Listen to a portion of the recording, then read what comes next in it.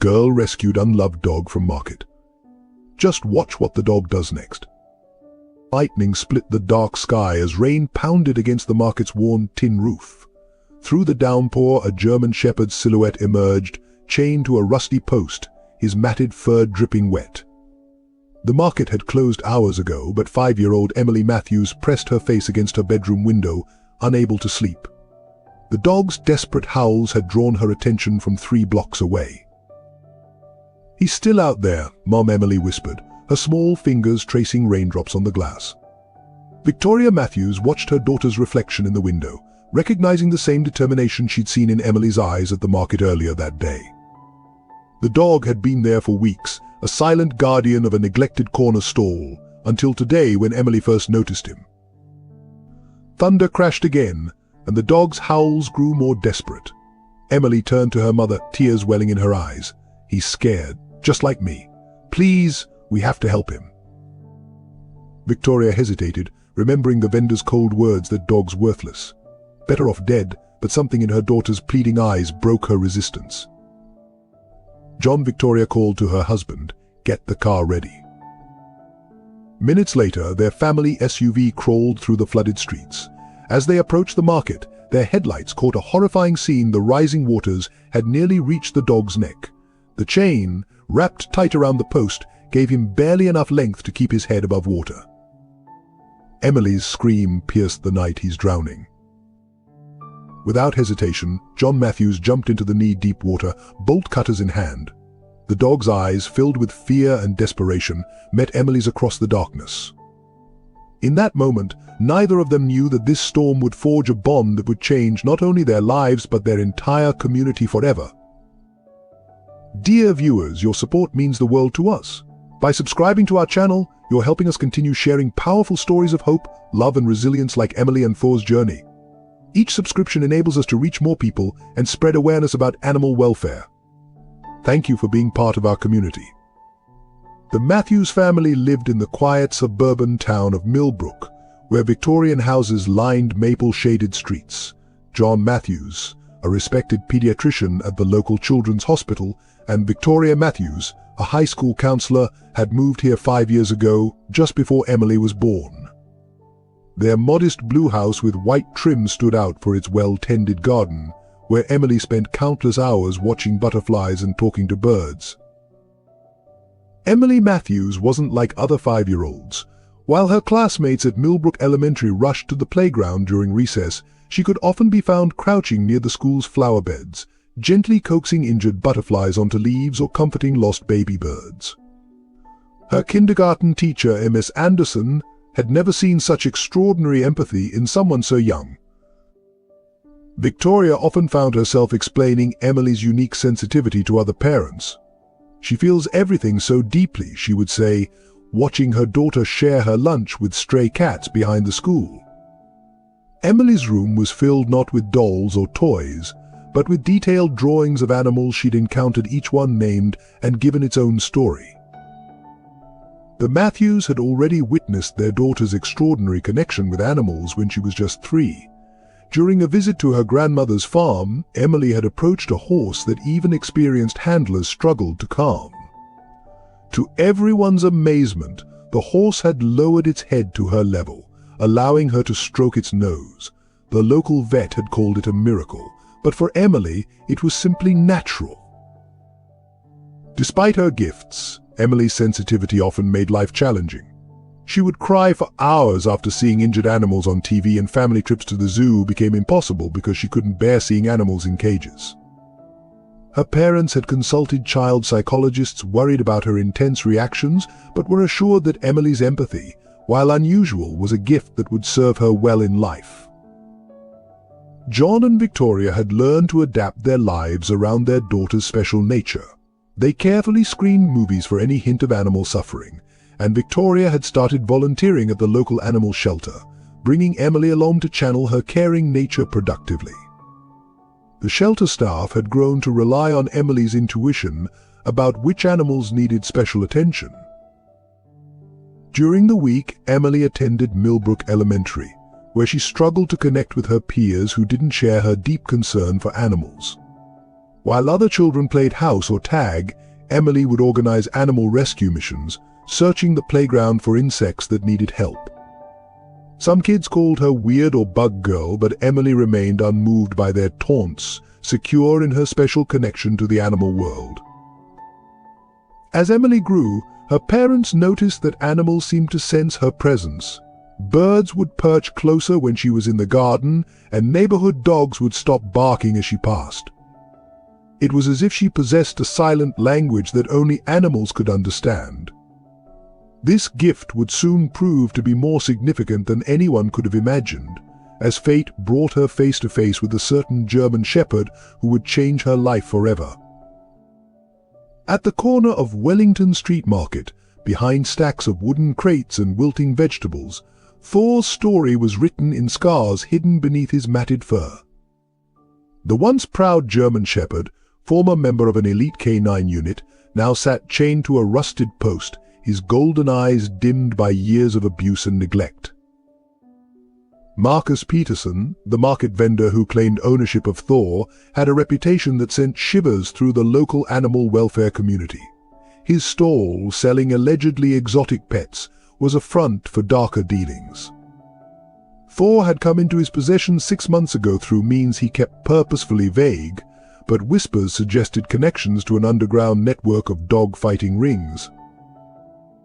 Thor's journey to this point had been marked by betrayal. Originally trained as a search and rescue dog, he had excelled in his training, showing remarkable intelligence and gentle disposition.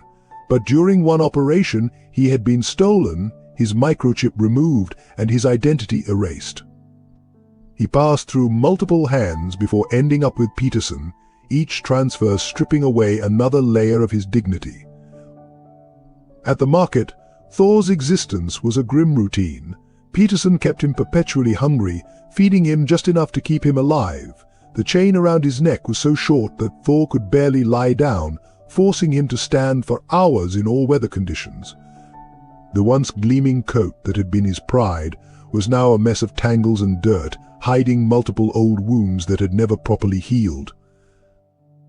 Despite the cruelty he endured, Thor maintained a quiet dignity.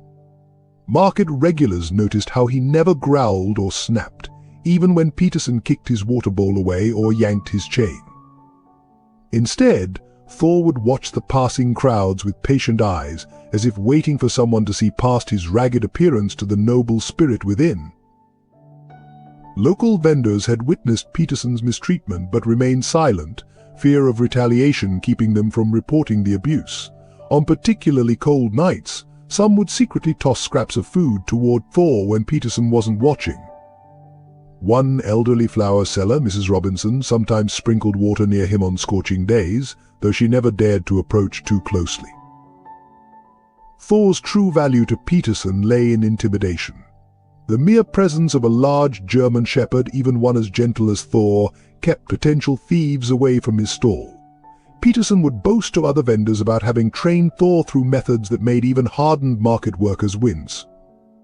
What they didn't know was that Thor's restraint came not from fear, but from his inherent nobility, a quality his abuser could never break.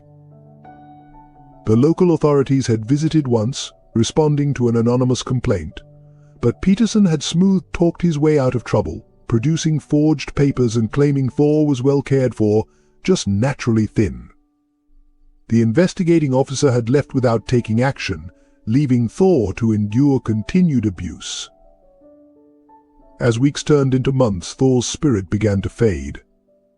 The proud posture that had once marked him as a working dog slumped, his muscles weakening from constant constraint.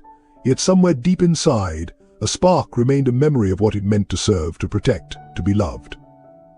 That spark waited silently, like a banked fire, for someone to recognize it and kindle it back to life. Little did Thor know that his salvation would come in the form of a small girl with a heart big enough to see past his broken exterior to the hero within. The Saturday morning sun had barely risen when Emily tugged her mother's sleeve at the entrance of Wellington Street Market. The usual weekend crowd buzzed around them, but Emily's attention was fixed on a far corner where a large dog sat chained in the shadows. Her small hand gripped Victoria's tighter as they made their way through the bustling aisles. "Mummy," look, Emily whispered, her voice trembling. The German shepherd's ribs pressed visibly against his dull coat, and a heavy chain cut into his neck. As they drew closer, Emily could see crusted blood around the collar, evidence of countless struggles against the restraint. The dog's eyes, though weary, held a gentle intelligence that made Emily's heart ache. Marcus Peterson's gruff voice cut through the market noise. "Keep away from that dog." He emerged from behind his stall, a riding crop tapping ominously against his leg. "He's dangerous. Not some pet for little girls to play with." But Emily, with the intuition that had always guided her around animals, saw no danger in those sad golden eyes. The scene that unfolded next would haunt Emily's dreams for months. As Peterson approached his stall, he noticed his merchandise had been disturbed. In a flash of rage, he turned toward Thor, blaming the dog for not barking to alert him of intruders. The riding crop rose high in the air. No, Emily's scream pierced the morning air, but Peterson's arm was already descending. Thor didn't flinch or growl, he simply closed his eyes, a resignation that spoke of countless similar moments. The crack of the crop against Thor's side echoed through the market, drawing uncomfortable glances from nearby vendors who quickly looked away. Victoria pulled Emily back, but her daughter broke free, planting herself between Peterson and Thor. "Stop hurting him," she demanded, her small frame trembling but determined. Peterson froze, surprised by this tiny challenger. Thor, sensing Emily's protective stance, lifted his head slightly, a flicker of his old nobility returning to his bearing. "This is my property," Peterson snarled, gesturing with the crop. "I'll treat it how I please," but Emily stood her ground, tears streaming down her face as she met his cold stare. Behind her, Thor let out a soft whine, not of pain, but of concern for this small human defending him. Victoria watched in amazement as her daughter, usually shy around strangers, transformed into a fierce advocate.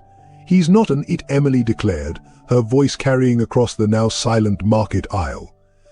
"He's hungry and hurt and scared. You're a bad man." Other shoppers had stopped to watch the confrontation. Mrs. Robinson, the flower seller, clutched her apron with worried hands. She had witnessed months of Thor's mistreatment, but had never dared to intervene. Now, watching a 5-year-old girl show more courage than all of them combined, shame colored her weathered cheeks. Peterson glanced around, suddenly aware of the attention. His grip on the crop loosened as he forced a laugh. "The dog's fine, just needs discipline, that's all." But Emily wasn't finished. She turned to Thor, reaching out slowly despite her mother's gasp of warning. The German shepherd, who Peterson claimed was dangerous, gently touched his nose to her small palm. In that touch, something profound passed between them. Emily felt the years of pain and loneliness in Thor's gentle greeting, while Thor sensed, for the first time in years, a pure heart offering unconditional kindness.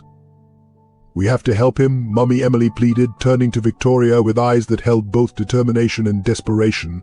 "He's waiting for someone to save him." "I know it."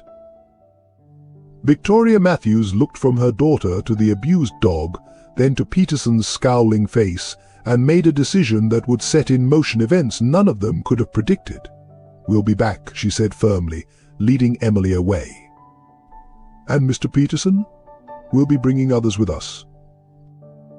As they left the market, Emily looked back one last time. Thor's eyes followed her, and in them she saw not just pain, but a spark of hope that had been missing moments before. She didn't know how, but she knew with absolute certainty that their paths were now intertwined. The Matthews kitchen was unusually tense that Saturday afternoon.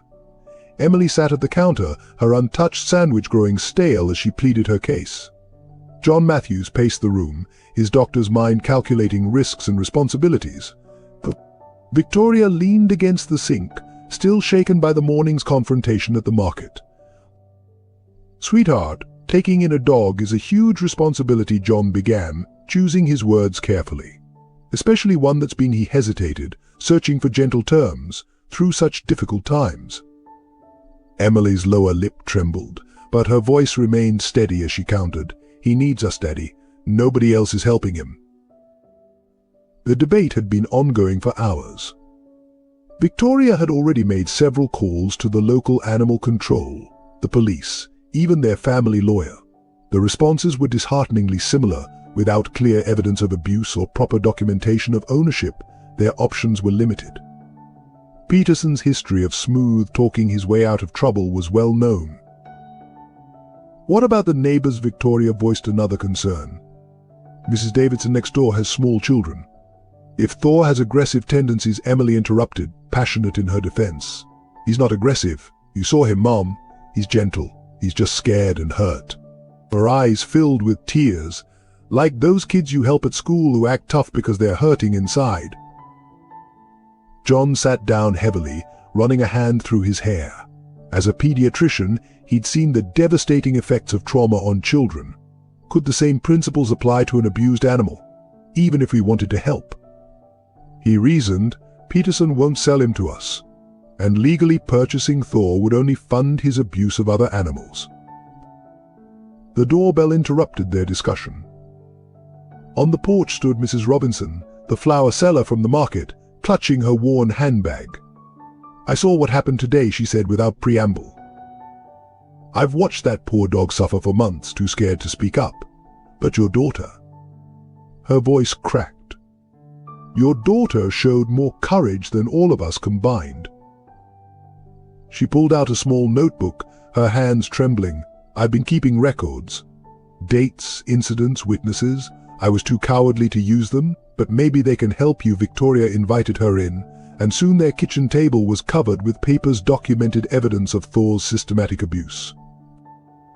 Emily listened as the adults talked, her young mind grappling with concepts like evidence and legal proceedings. When Mrs. Robinson described Thor's condition when he first arrived at the market, bleeding, terrified, with fresh surgical scars suggesting a removed microchip, Emily's small fists clenched under the table. The conversation was interrupted by another arrival, Sarah Bennett, the local veterinarian. News traveled fast in small towns. "I heard about what happened," she said, joining them at the table. "I should warn you, rehabilitating an abused dog like Thor won't be easy or cheap." She looked directly at Emily. "He'll need extensive medical care, behavioral therapy, and infinite patience." Emily stood up, her voice small but unwavering. "I have patience. And I can help with the therapy. I'll read to him like I do for the shelter dogs. I'll use my allowance for his food. Please." She turned to her parents, her expression mature beyond her years. "Remember what you always tell me about standing up for what's right." John and Victoria exchanged looks. Their daughter's allowance wouldn't make a dent in Thor's potential medical bills, but her willingness to sacrifice it spoke volumes. The gathering in their kitchen, neighbors they barely knew coming together to help a suffering animal, seemed like a sign. Finally, John spoke. "We'll need a plan. A legal strategy, medical support, documentation of everything." He looked at his daughter's hopeful face. "It won't be easy, Emily. This could be a long, hard fight." Emily's response was simple but profound. "Thor's been fighting alone for so long. Now he'll have all of us." Her words hung in the air, a testament to the pure wisdom sometimes found in children's hearts. As their impromptu council of war began forming plans, none of them could have predicted how their decision to help one abused dog would ripple through their community, challenging long-held silences and forcing hidden cruelties into the light. Monday morning dawned with military precision in the Matthews household. John had taken a rare day off from the hospital, Victoria had rescheduled her counseling sessions, and Emily was permitted to miss school, a first in her young life that underscored the gravity of their mission. David Anderson, their family lawyer, arrived early with a briefcase full of documents and a grim expression. "Peterson has friends in low places," he warned, spreading papers across their dining room table. "And some in high places too. This won't be as straightforward as we'd hoped." The evidence Mrs. Robinson provided revealed a pattern of abuse far deeper than they'd initially suspected. Thor wasn't Peterson's first victim. There were whispers of other dogs, mysterious disappearances, and a trail of silenced complaints. But proving it would be another matter entirely. "We have 3 options," Anderson explained, his coffee growing cold. "We can file a formal complaint with animal control, but Peterson's likely to move Thor before they investigate. We can attempt to purchase him outright, though that validates Peterson's claim of ownership. Or," he paused, looking at the determined faces around him, "we can build a case proving Thor was stolen property, possibly a former service dog." The doorbell chimed again. Sarah Bennett entered with medical supplies and a thick file. "I've contacted every vet clinic within 100 miles, she announced. "Found something interesting. 6 months ago, a search and rescue dog matching Thor's description disappeared during a training exercise. The handler was devastated, claimed the dog was not just highly trained, but exceptionally gentle." Emily, who had been quietly drawing Thor's picture, looked up sharply. "That's why he didn't bite Mr. Peterson, even when he was hurting him," she said softly. "He's too good to hurt anyone." Their planning was interrupted by an urgent call from Mrs. Robinson. Peterson had noticed their sudden interest in Thor and was making threats. "He's saying he'll put the dog down if anyone causes trouble," she reported, her voice shaking. "Says it's his right as the owner." The room erupted in urgent discussions. John called his colleague at the hospital board, where Peterson's brother served as a member. Victoria reached out to her network of social workers, seeking any connection to Thor's possible past. Emily sat amidst the chaos, tears rolling down her cheeks as she imagined Thor facing another night of abuse. Then came the game changer. Sarah's phone lit up with a message from a former colleague. "There's a retired K9 handler in Bedford County," she announced, her voice rising with excitement. "Says he might recognize Thor from our description. He's driving down tomorrow." But tomorrow seemed too far away. Through the window they could see storm clouds gathering, the same weather pattern that had nearly drowned Thor just days ago. Emily's small voice cut through the adult discussions. "We can't wait. He's scared of storms." The urgency of the situation forced their hand. David Anderson straightened his tie, a decision made. "I'll file an emergency injunction," he declared. "Based on Mrs. Robinson's evidence and the potential stolen property angle, we might get a temporary custody order. But," he warned, "Peterson will fight back, and he fights dirty." Victoria looked at her husband, then at their daughter. The risks were significant legal battles, community backlash, potential threats from Peterson's connections. But the alternative, leaving Thor to face another night of abuse, was unthinkable. "Do it," John decided, his doctor's oath to do no harm extending now to a 4-legged patient. "File whatever you need to file. We'll deal with the consequences." Emily hugged her father, understanding in her young way the sacrifice they were making. Outside, thunder rumbled ominously across the darkening sky. In the market, Thor would be facing the storm alone, not knowing that a small army of defenders was mobilizing on his behalf.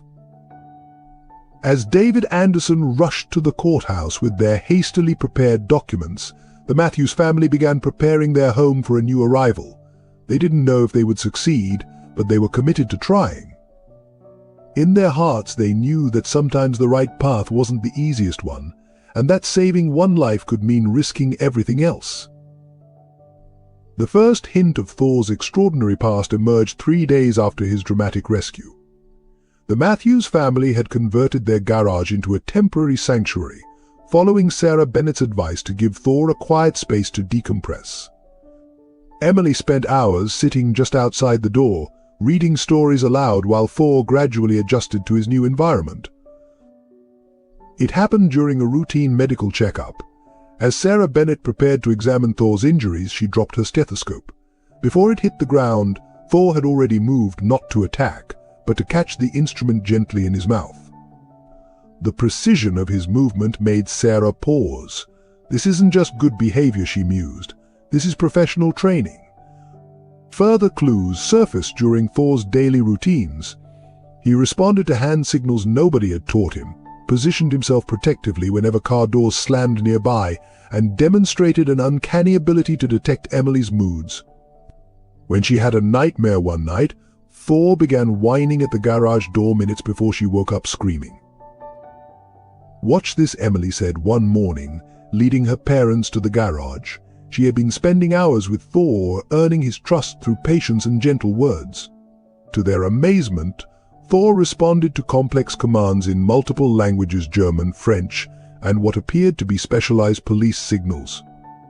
Victoria filmed everything, building their case that Thor was no ordinary abused dog. The breakthrough came during a thunderstorm. Emily had insisted on staying with Thor, knowing his fear of storms. As lightning cracked overhead, Thor's demeanor changed. Instead of cowering, he positioned himself between Emily and the garage door, alert and focused. When a tree branch crashed through their kitchen window, Thor led Emily to safety before the glass could shatter, demonstrating both his protective instincts and crisis training. Sarah Bennett brought in a retired K-9 trainer, James Wilson, to evaluate Thor. "These aren't just learned behaviors," Wilson explained, watching Thor perform a series of complex tasks. "This dog has extensive search and rescue training. The way he checks rooms, his attention to environmental changes, he's been professionally trained for human protection and crisis response."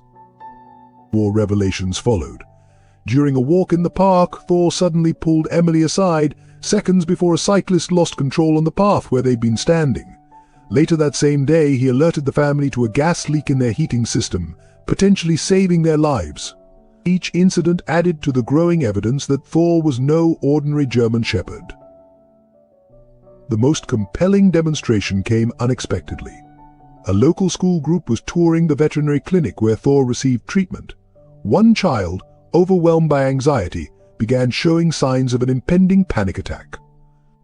Before any adults could react, Thor gently approached the child, applying pressure therapy exactly as trained service dogs do. The incident was captured on the clinic's security cameras, providing crucial evidence of Thor's professional training. Emily, who had always insisted Thor was special, began documenting his abilities in her diary. "Thor knew how to help before we taught him," she wrote in her childish script. "He just needed someone to let him be himself again." Her observations, though simple, would later prove crucial in understanding Thor's background. James Wilson spent hours reviewing the evidence.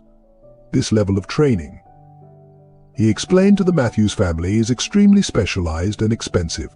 Someone invested years in developing these skills. Thor isn't just a trained dog, he's a highly skilled professional who was stolen from his original purpose. As Thor's true capabilities emerged, so did the family's understanding of the magnitude of Peterson's crime. He hadn't just abused an animal, he had attempted to break the spirit of an extraordinary being, one trained to save lives and protect the vulnerable. The revelation added new urgency to their legal battle and deepened their commitment to restoring Thor to his former glory. Yet even as they documented Thor's abilities for the court case, the Matthews family recognized that his most remarkable trait wasn't his training or skills. It was his capacity to love and trust again, despite everything he had endured.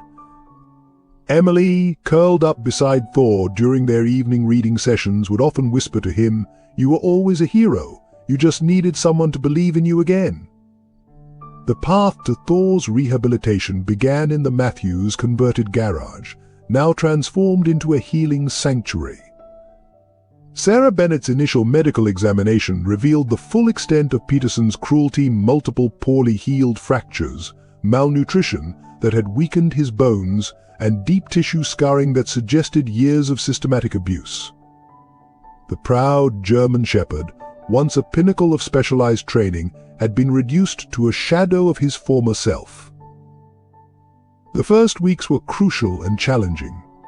Thor required intensive medical treatment, including surgery to repair damage from the tight chain that had cut into his neck.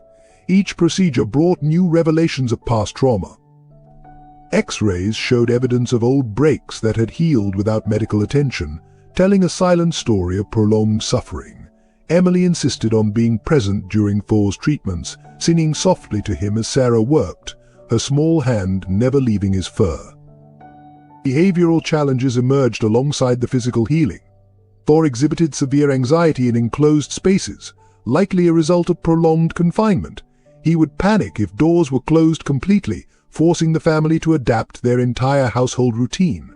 Night times were particularly difficult. Thor's nightmares would wake the household with heart-wrenching howls, his powerful body trembling with remembered fear. The community's reaction added another layer of complexity. News of Thor's rescue had divided the town. While many supported the Matthews efforts, others, influenced by Peterson's stories of a dangerous animal, began avoiding their house. Parents pulled their children away when Emily walked Thor on their street. Anonymous calls to animal control reported false incidents of aggression, each requiring documentation and defense. Victoria found herself fighting battles on multiple fronts. The school board questioned the wisdom of allowing a potentially dangerous dog near children, despite Thor's gentle nature. Local businesses, some connected to Peterson's family, suddenly became less welcoming. Even their church community seemed uncertain, with whispered concerns about the family's obsession with saving one animal. The financial burden grew heavier each week. Medical bills mounted as Thor required specialized treatments, including hydrotherapy for his damaged muscles and alternative therapies to manage his anxiety. John picked up extra hospital shifts to cover the costs, while Victoria sold her beloved garden artwork. Emily emptied her piggy bank, insisting that every penny go toward Thor's care. Yet amidst these challenges, Thor's true nature began to emerge. Despite his trauma, his instinct to protect and serve remained intact. During his therapy sessions, he would often pause his own treatment to comfort other animals in distress. Sarah noticed how he would position himself between approaching strangers and Emily, not aggressively, but alertly, his professional training shining through the layers of abuse. Breakthrough moments came in unexpected ways. During a particularly difficult physical therapy session, a child with cerebral palsy visited the clinic. Thor, despite his own pain, gravitated toward the struggling child. To everyone's amazement, he naturally adjusted his gait to provide balanced support, demonstrating both his training and his innate compassion. The incident became a turning point in public perception. The rehabilitation process revealed Thor's extraordinary intelligence. He quickly learned to distinguish between different medical tools, anticipating treatments and cooperating with procedures.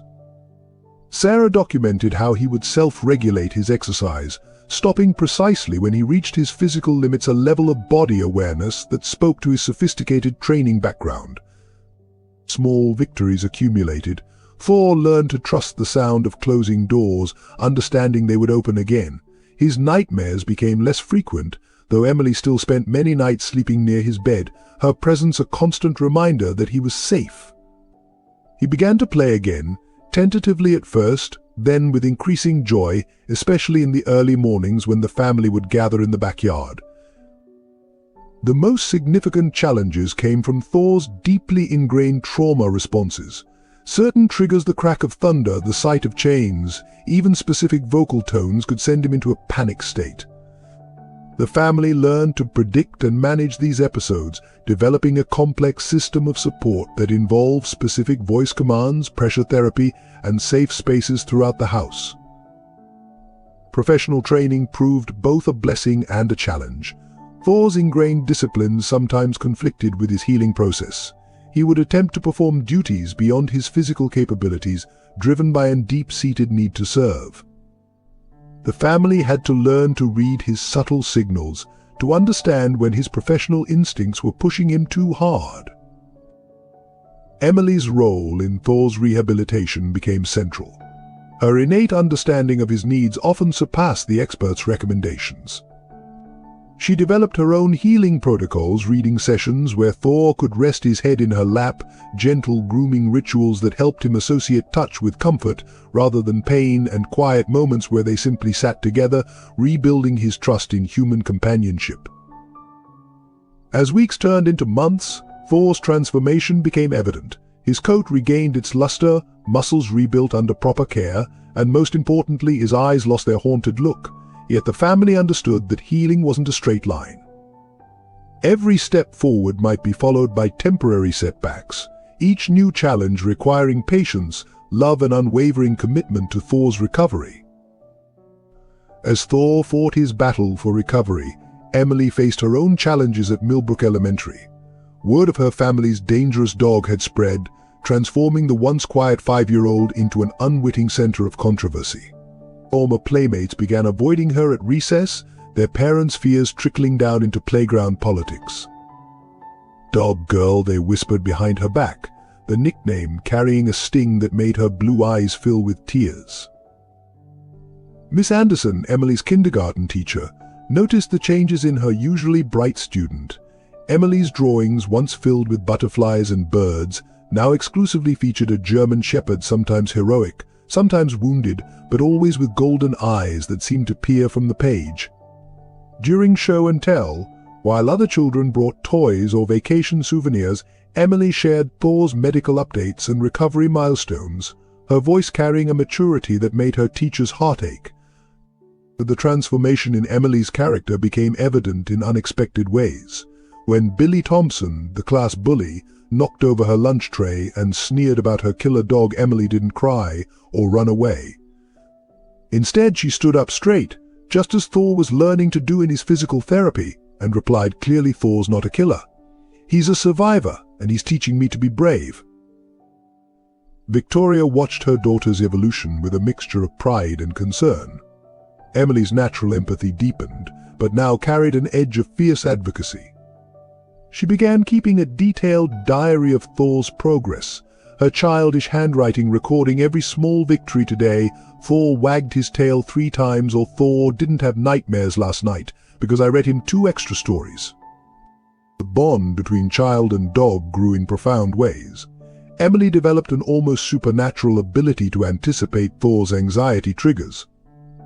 Before thunder rolled or car doors slammed, she would be by his side, her small hand buried in his fur, whispering the calming words they had practiced together. Thor, in turn, became her silent guardian, his presence giving her strength to face the schoolyard taunts and community whispers. Academic challenges emerged as Emily's focus shifted. Her usual perfect attendance record suffered as she insisted on being present for Thor's veterinary appointments. Homework sometimes went unfinished when Thor had difficult nights.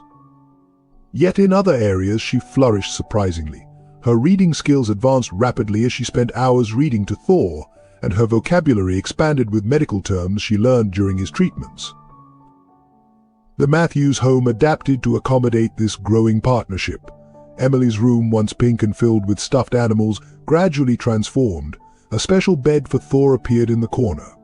Her walls became covered with charts tracking his recovery progress. Her bookshelf filled with veterinary texts and dog training manuals, far beyond her reading level but studied with determined concentration. During Thor's rehabilitation sessions, Emily became an unofficial assistant to Sarah Bennett. She learned to read Thor's body language with remarkable accuracy, often noticing signs of distress before the professionals did. Her small hands learned to help with gentle stretching exercises, and her voice became a crucial tool in keeping Thor calm during treatments. The partnership faced its first major test during a school presentation about community helpers. Emily, despite her growing isolation from classmates, insisted on bringing Thor to demonstrate his progress. Victoria and John were hesitant, but Emily's careful preparation, including a detailed safety plan and behavior charts, convinced them to support her decision.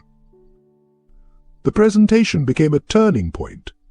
Emily stood before her class, her voice clear and confident as she explained Thor's journey. When she demonstrated how Thor could now help people with mobility issues, even the most skeptical parents in attendance found their prejudices challenged. Thor's gentle interaction with a classmate who used a wheelchair revealed the truth that Emily had known all along: he was not a danger, but a healer in his own right. For this journey, Emily's emotional intelligence grew exponentially. She learned to advocate not just for Thor, but for other vulnerable beings. When she discovered a classmate being bullied, she used the same patient, gentle approach that had worked with Thor. Her teacher noted how she would sit quietly with troubled students, offering the same calm presence she had developed during Thor's panic attacks. The cost of this growth came in childhood innocence. Emily understood pain, trauma, and healing in ways no 5-year-old should have to comprehend. She learned about injustice through the ongoing legal battles, about prejudice through community reactions, and about perseverance through Thor's daily struggles. Yet somehow these harsh lessons didn't harden her heart, they expanded it.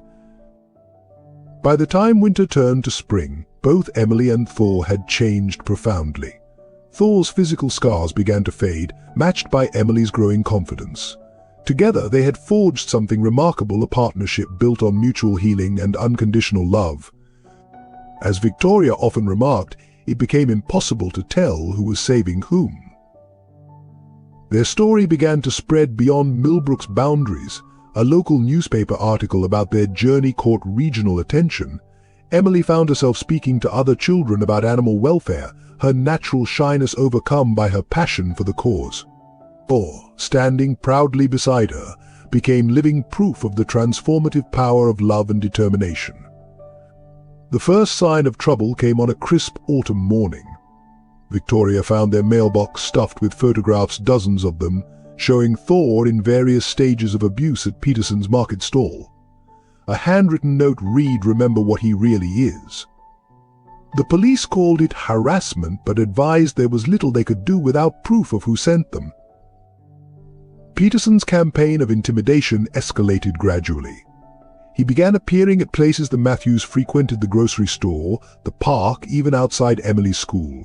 He never approached them directly, but his presence cast a shadow over their daily routines. Emily started having nightmares, not of monsters, but of men with riding crops coming to take Thor away. The legal battle took an ugly turn when Peterson filed a countersuit, claiming the Matthews had stolen his valuable property. His lawyer, Richard Sterling, was known for aggressive tactics and political connections. The local media, initially sympathetic to Thor's story, began publishing questions about the Matthews' motives. Anonymous sources suggested they were seeking publicity, even financial gain. One evening, John discovered their garage door lock had been tampered with. While nothing was stolen, the message was clear: Thor wasn't safe. They installed security cameras and a new alarm system, transforming their peaceful home into a fortress. Emily asked to move her bed into Thor's room, unable to sleep unless she could hear his breathing. Peterson's influence in the community revealed itself in subtle ways. John's hospital privileges came under review, with anonymous complaints about his judgment. Victoria's school counseling caseload mysteriously decreased. Even Emily's teacher, Miss Anderson, received pressure from the school board about her supportive stance toward the family. The threat became physical one rainy afternoon. Emily and Victoria were walking Thor when a black SUV swerved toward them on the sidewalk. Thor reacted instantly, pulling them both back to safety. The vehicle sped away, but not before they glimpsed Peterson's brother behind the wheel. The police filed a report, but without clear evidence, it was dismissed as an accident. Anonymous calls began flooding the local animal control office, reporting Thor for aggression that never occurred. Each complaint required investigation, creating a paper trail that Peterson's lawyer used to build a case against Thor. Sarah Bennett worked overtime documenting Thor's gentle behavior, but the damage to public perception was mounting. The pressure took its toll on the family's relationships. John and Victoria argued about the mounting legal bills and security expenses. Emily became withdrawn at school, jumping at sudden noises and watching constantly for Peterson's car. Thor, sensing the family's stress, began showing signs of renewed anxiety. The situation reached a breaking point when Peterson's associates began targeting their supporters. Mrs. Robinson found her flower shop vandalized. Sarah Bennett's veterinary clinic received threats of health code investigations. Even James Wilson, the retired K-9 trainer who had vouched for Thor's training, reported suspicious characters photographing his home. Through it all, Peterson maintained a careful distance, always operating through others. His message was consistent: return Thor, drop the investigation into his background, and the problems would disappear. The temptation to give in grew stronger as the pressure mounted, but Emily's unwavering determination kept them fighting. The community began to divide more sharply. Some neighbors organized a support group, taking turns patrolling the street at night. Others, fearing retaliation, stopped speaking to the Matthews entirely. Local businesses displayed competing signs, some supporting Thor's cause, others pointedly advertising Peterson's market stall. The lowest point came when Emily found Thor's old chain hung on their front porch, a clear threat that paralyzed her with fear. That night, as the family huddled in their living room discussing their options, Thor demonstrated why they couldn't give up. He moved from person to person, offering comfort and strength, embodying the very qualities Peterson had tried to destroy. David Anderson, their lawyer, advised them that Peterson's actions suggested desperation. "He's scared of something bigger than losing Thor," he observed. "This level of retaliation hints at darker secrets." The realization that they had stumbled onto something more sinister than animal abuse added new weight to their responsibility. The family's resolve strengthened, but so did their caution. Emily no longer walked to school. John or Victoria drove her, with Thor riding in the back seat, alert and protective. They installed more security cameras and began documenting every suspicious incident. Their home became both fortress and war room, as they gathered evidence and planned their next moves. Through it all, Thor remained their center of strength, his recovery a living testament to the power of love over cruelty. Each threat reinforced their conviction that they were fighting not just for one dog, but against a system that allowed such abuse to flourish in shadows.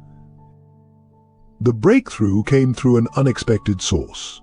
A retired police officer from Bedford County, Michael Harrison, saw Thor's picture in a local newspaper article about the legal battle. His hands shook as he dialed the Matthews number. "That's not just any service dog," he said, his voice thick with emotion. "That's Ghost, one of the most decorated K-9 officers in state history." The revelation unlocked a flood of information. Ghost had been a legend in law enforcement circles. Trained from puppyhood in both search and rescue and human assistance, he had saved dozens of lives during his service. His disappearance during a training exercise had devastated his handler, Officer Rachel Stevens, who never believed the official story of an accident. Sarah Bennett arranged a meeting with Rachel Stevens at her clinic. The moment Thor saw her, his transformation was extraordinary. His tail, usually kept low, began wagging furiously.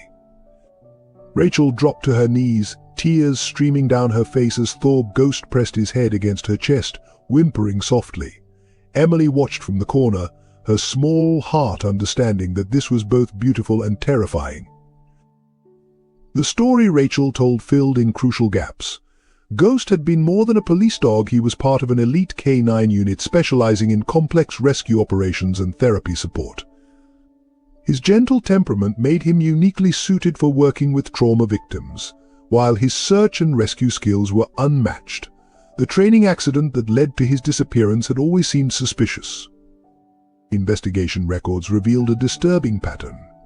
Several highly trained service dogs had vanished across multiple states. All disappeared during training exercises or transport, their microchips mysteriously removed. The thefts seemed professional, targeted, suggesting an organized operation that knew exactly which dogs to steal and when they would be vulnerable. Emily's daily diary of Thor's behaviors suddenly gained new significance. His responses to certain commands, his instinctive positioning during crises, his gentle approach to people in distress, all were hallmarks of his specialized training.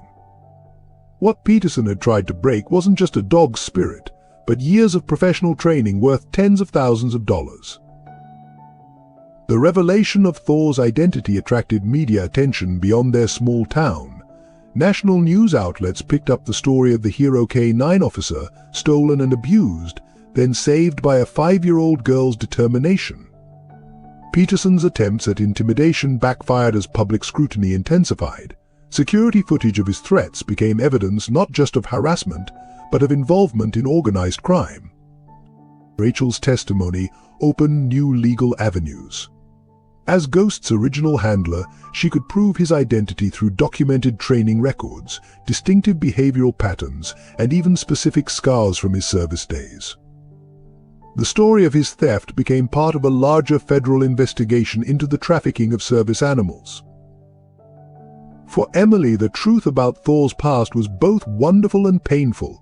He was already somebody's best friend, she confided to her mother one night, fear creeping into her voice. Does this mean we have to give him back?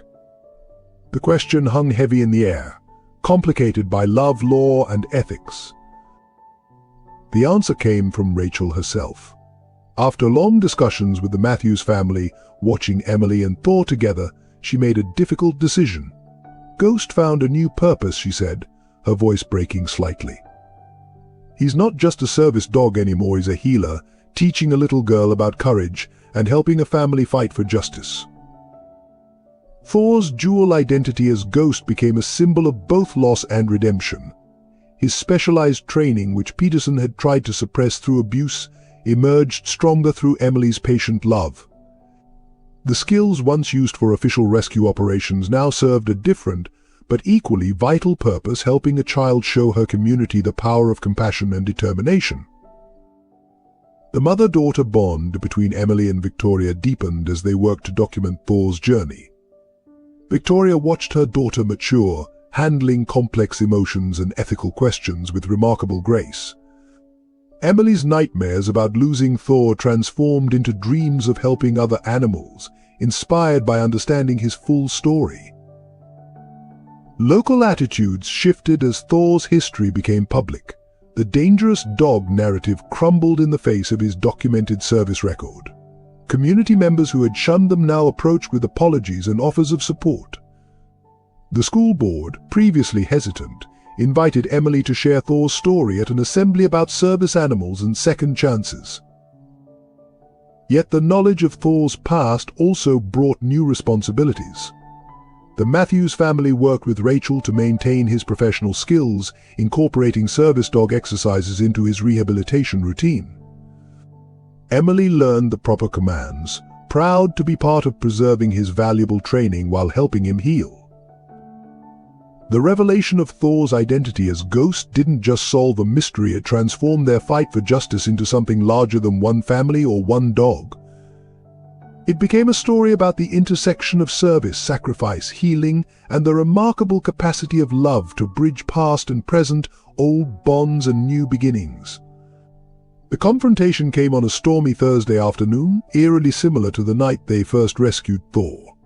Peterson arrived at the Matthews home with a court order and 2 police officers, his face twisted in a triumphant smirk. The document, hastily issued by a judge with known connections to Peterson's family, demanded Thor's immediate surrender pending the resolution of ownership disputes. Victoria stood in the doorway, her hands trembling as she read the order. Inside, Emily clutched Thor's fur, her small body shaking with silent sobs. John was stuck in emergency surgery at the hospital, unreachable. But the police officers, clearly uncomfortable with their role, avoided meeting Victoria's eyes as Peterson pushed past her into the house. "Time to go home," Dob Peterson sneered, brandishing a heavy chain. Thor's body tensed, but he didn't move from Emily's side. His training as Ghost emerged in his protective stance, alert but not aggressive, placing himself between Emily and the threat. One of the officers noticed this and frowned, his hand moving away from his weapon. Emily's voice cut through the tension. "He is home," she stood up, 5 years old but somehow towering with determination. "And his name isn't Dog, it's Thor. He's Ghost. He's a hero." The second officer's eyebrows rose at the mention of Ghost's name, recognition flickering across his face. Peterson lunged forward, chain rattling. Enough of this nonsense, but before he could reach Thor, Mrs. Robinson burst through the open door, waving her phone. "Stop everything," she cried. "The federal agents are on their way. They have questions about those other missing service dogs, Mr. Peterson." The atmosphere in the room shifted instantly. Peterson's face drained of color at the mention of federal agents. The officers exchanged glances, suddenly more interested in Peterson than in enforcing the court order. Thor remained steadfast, his eyes never leaving Peterson, his body a shield for Emily. Sarah Bennett arrived next, clutching documentation of Thor's identity as Ghost. Rachel Stevens was right behind her, still in her police uniform from her current posting. That court order was obtained through fraud, Rachel announced, her badge catching the light.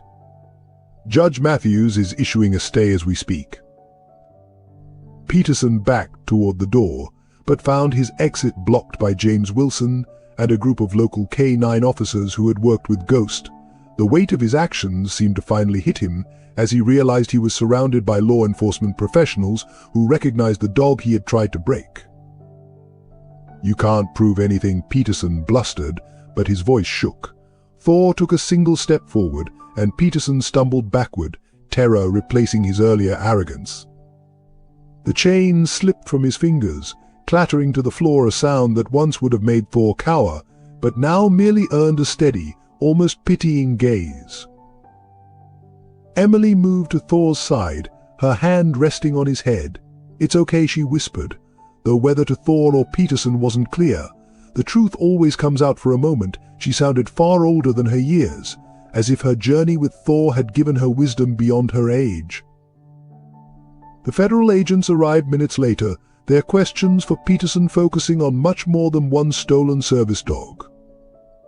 As they led him away, Emily hugged Thor tightly, her tears now of relief rather than fear. The Matthews living room slowly emptied of law enforcement, leaving the family to process the close call. That evening, as thunder rolled outside, Emily and Thor sat in their usual spot by the window. Victoria watched them, noting how neither flinched at the storm anymore. They had faced a different kind of thunder together and emerged stronger. The court order lay forgotten on the coffee table, its threat neutralized by the truth it had inadvertently helped reveal. Sarah Bennett called later to report that Peterson was in custody, facing multiple federal charges. The attempted seizure of Thor had backfired spectacularly, bringing to light a network of service dog trafficking that law enforcement had been trying to crack for years. Emily listened to the news, then turned to Thor with a smile. "You're safe now," she said simply. "Forever." The first signs of Emily's illness appeared subtly: a persistent cough, unusual fatigue, and a loss of her usual vibrant energy. Thor noticed before anyone else, becoming increasingly protective and refusing to leave her side. His behavior changed so markedly that Victoria finally took Emily to the hospital, where tests revealed a serious case of pneumonia requiring immediate hospitalization. The hospital's no dogs allowed policy created an immediate crisis. Thor, who had become Emily's constant protector, howled mournfully when they tried to separate them. It was Rachel Stevens who finally intervened, using her law enforcement connections to secure a special dispensation based on Thor's service dog certification and his documented therapeutic impact on Emily's well-being. During Emily's first night in the pediatric ward, Thor demonstrated why the exception was justified. When Emily's fever spiked dangerously high, he alerted the nurses before the monitoring equipment detected the change. Dr. Sarah Wilson, the pediatric specialist, was amazed by his accuracy. "He's reading her vital signs better than our machines," she noted in her medical report. The illness took a toll on Emily's usually indomitable spirit.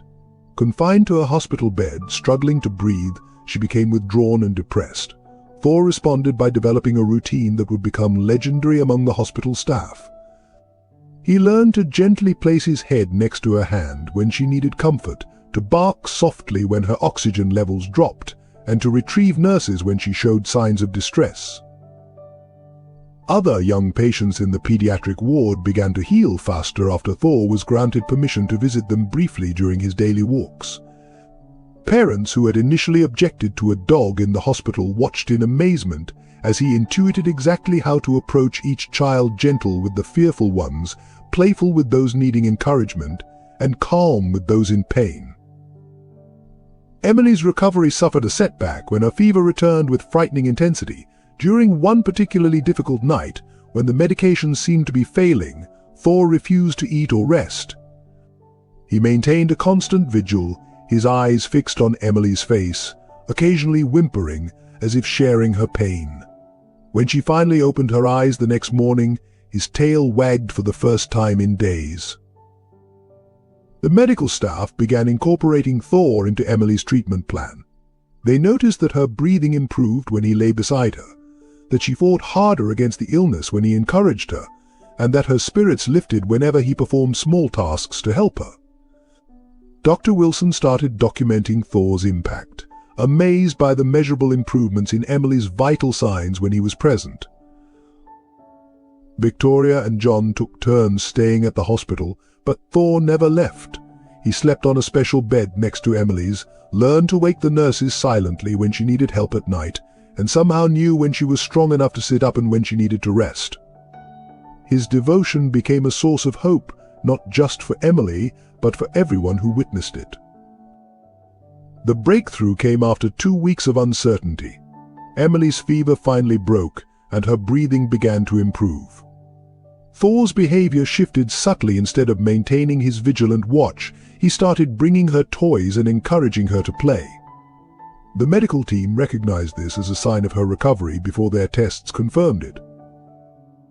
As Emily regained her strength, Thor adapted his care. He supported her first tentative walks around the ward, matching his pace perfectly to her weakened steps. When she felt strong enough to read again, he would bring her books from the small hospital library, carefully selecting ones with bright covers that made her smile. The experience transformed both Emily and Thor. Their bond, already strong, deepened into something that defied explanation.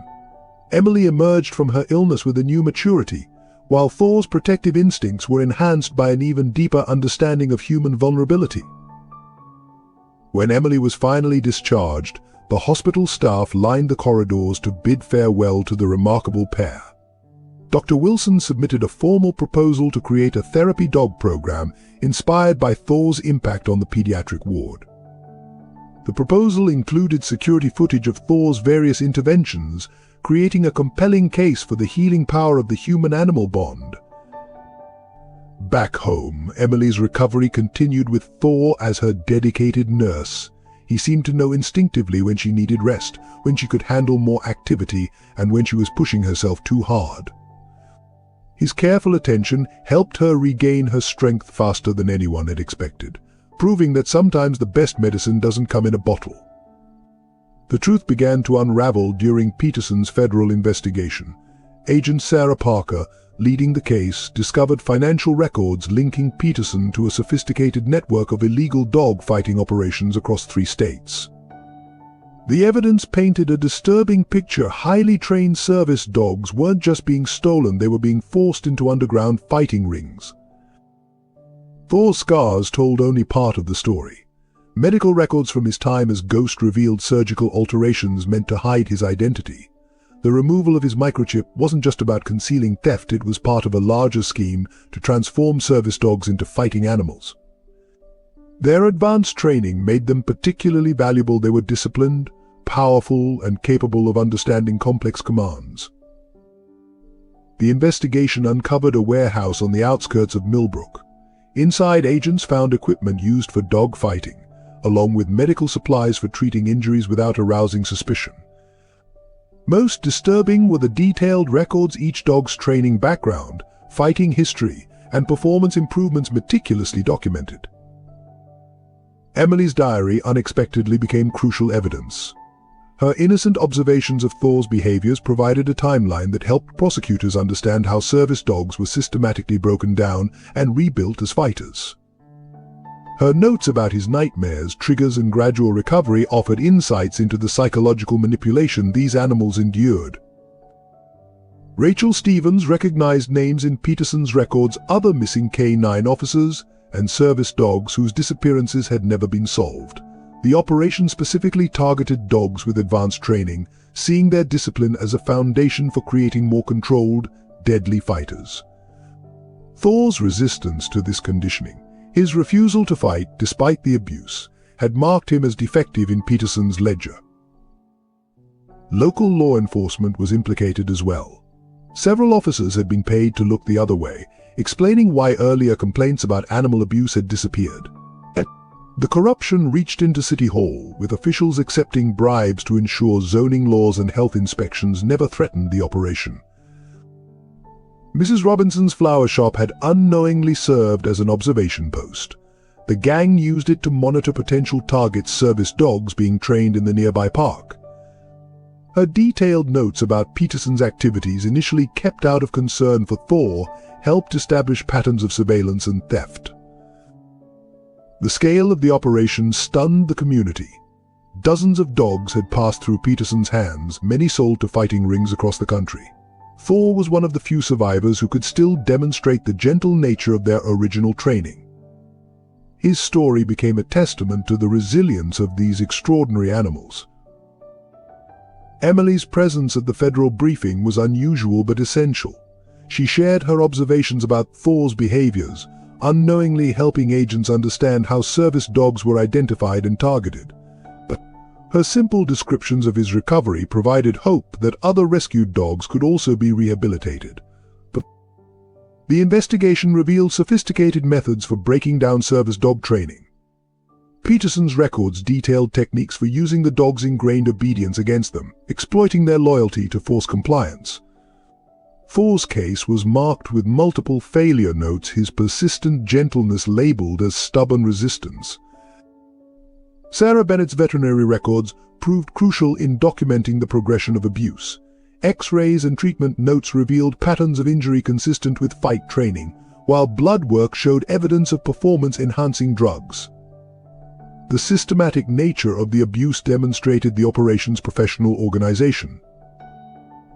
The warehouse raid led to more discoveries.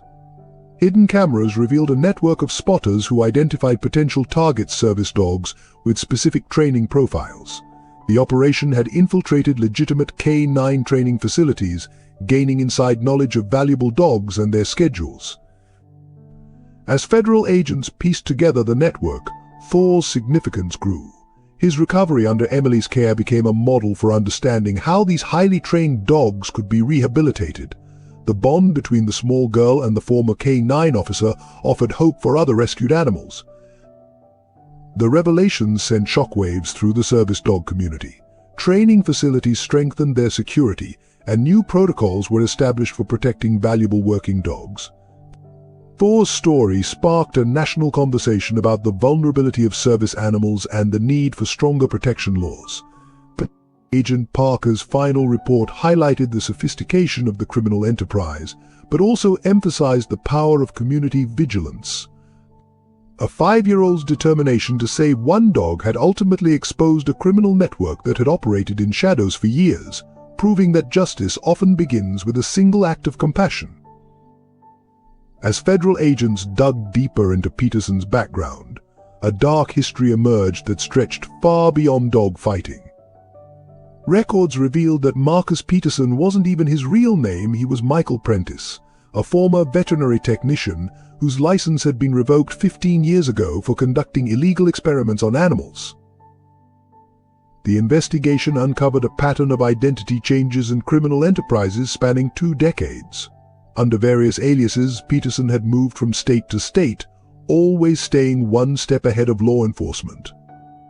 His knowledge of veterinary medicine had made him valuable to criminal organizations, enabling him to treat fighting dogs without drawing attention from legitimate clinics. A breakthrough came when agents discovered a connection to an international animal trafficking ring. Peterson's expertise had been used to forge health certificates and documentation for illegally imported exotic animals. His market stall, far from being a simple vendor's operation, served as a front for coordinating these activities. Emily's father, John Matthews, recognized Peterson's true identity from his medical training days. 15 years ago, as a resident, he had reported suspicious activities at a veterinary clinic where Peterson worked. The subsequent investigation had led to Peterson's license revocation, explaining his vindictive focus on destroying the Matthews family. The criminal web extended into local politics. Peterson's brother on the hospital board was revealed to be another false identity, part of a network of planted officials who protected the operation. The corrupt system explained how Peterson had obtained the fraudulent court order attempting to reclaim Thor. Victoria's research into Peterson's background revealed a disturbing pattern of targeting families with children. He deliberately chose locations near schools, using his market stall to observe potential victims. His attempt to intimidate Emily wasn't just about reclaiming Thor, it was a calculated move based on years of similar tactics. Rachel Stevens connected Peterson to several unsolved cases involving missing police dogs. His knowledge of K-9 training facilities had come from a brief stint as a maintenance worker, giving him access to secure areas and training schedules. The theft of Ghost had been personally motivated a chance to corrupt a highly decorated service dog. Local business owners came forward with stories of extortion and threats. Peterson had built a network of frightened silence, using his knowledge of illegal activities to control those who might expose him. Mrs. Robinson's flower shop had been just one of many businesses forced to cooperate through intimidation. The evidence painted a picture of a methodical criminal who used his veterinary knowledge for cruel purposes. Laboratory notes found in his private records detailed experiments in behavior modification, using pain and fear to break down animals' training. Thor's resilience had particularly frustrated him, leading to increasingly desperate attempts to reclaim and correct his failure. Sarah Bennett's testimony about Thor's injuries helped prosecutors understand Peterson's systematic approach to breaking service dogs. His methods were designed to exploit the animal's training, using their ingrained obedience to create fighting machines. The psychological sophistication of his techniques indicated years of refined cruelty. The investigation revealed Peterson's childhood history of animal cruelty, documented in juvenile records but sealed until now. His progression from early warning signs to sophisticated criminal enterprise provided a textbook case of escalating antisocial behavior. Mental health professionals studying the case noted how he specifically targeted service animals, showing a desire to corrupt symbols of loyalty and service. As Peterson's true identity became public, more victims came forward. Former employees shared stories of witnessing abuse but feeling powerless to stop it. His network of false identities had made reporting difficult, as complaints seemed to disappear into a system he had carefully corrupted. Emily's role in exposing Peterson became even more remarkable as the extent of his crimes became clear. Her simple act of compassion for one abused dog had unraveled a decades-long criminal career. Against Peterson's calculated cruelty, her pure empathy had proven more powerful than his network of corruption. The final piece of evidence came from Peterson's own security cameras, installed to protect his operation but ultimately documenting his crimes. Footage showed the systematic abuse of animals, the coordination of illegal fighting events, and the network of accomplices who enabled his activities. Federal prosecutors prepared a case that would ensure Peterson never again had access to animals. The evidence gathered painted a picture not just of animal cruelty, but of a sophisticated criminal enterprise that had exploited both animals and humans through fear and corruption. The federal courthouse buzzed with anticipation on the morning of Peterson's sentencing. The case had drawn national attention, with animal rights activists, service dog handlers, and community members filling every available seat. Emily sat in the front row, Thor at her feet, both watched over by a protective circle of K-9 officers. Judge Eleanor Whitman's voice rang clear through the hushed courtroom as she delivered her verdict. Peterson faced multiple life sentences not just for animal cruelty and trafficking, but for running a criminal enterprise that had terrorized communities across 3 states. His network of corruption, extending into law enforcement and local government, warranted the harshest possible penalties. The evidence Emily had helped gather played a crucial role in the prosecution's case. Her diary entries documenting Thor's recovery had provided a timeline that connected Peterson's activities to dozens of other crimes. The judge specifically commended her courage, noting that sometimes the greatest acts of justice begin with a child's simple compassion. Thor's presence in the courtroom seemed fitting the abused dog-turned-hero, whose rescue had exposed a criminal empire. When Peterson was led away in handcuffs, Thor didn't even growl. He simply stood, tall and dignified, Emily's hand resting on his head. Their quiet strength spoke volumes about the victory of love over cruelty. The community's response was overwhelming. A fund established for rehabilitating other rescued dogs quickly exceeded its goals. local businesses that had once shunned the Matthews family now proudly displayed photos of Thor and Emily. The school board, previously hesitant about Thor's presence, implemented a comprehensive therapy dog program. Rachel Stevens presented Emily with a special K9 unit badge, making Thor an honorary member of the force. The ceremony, held on the courthouse steps, drew hundreds of supporters, former skeptics who had feared the dangerous dog. Now witnessed the truth a gentle warrior who had never lost his capacity to love and protect. Mrs. Robinson's flower shop became a gathering point for celebrating the victory. She decorated her window with photos chronicling Thor's journey from abuse to triumph. Each image told part of their story: the rescue in the storm, the long rehabilitation, the hospital vigil, and finally the day of justice. The Matthews family emerged stronger from their ordeal. John and Victoria had discovered reserves of courage they hadn't known they possessed. Emily had grown from a shy 5-year-old into a powerful advocate for animal welfare. And Thor, their faithful protector, had proved that even the deepest wounds could heal with love and patience. As camera flashes lit up the courthouse steps, Emily hugged Thor tightly. "We did it," she whispered in his ear.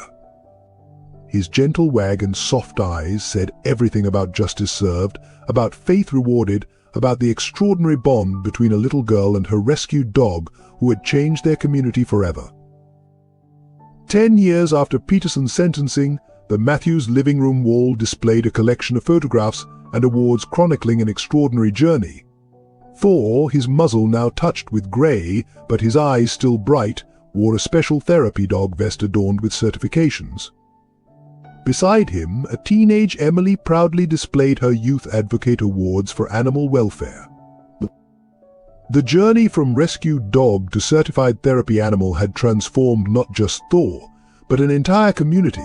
The program they started at Millbrook General Hospital had grown into a model for pediatric therapy dog services nationwide. Thor's gentle presence had helped countless children through illness, trauma, and recovery, his own story of healing inspiring those facing their darkest hours. Emily's childhood diary had evolved into a published book, Saving Thor, a story of hope, which became required reading in many veterinary programs.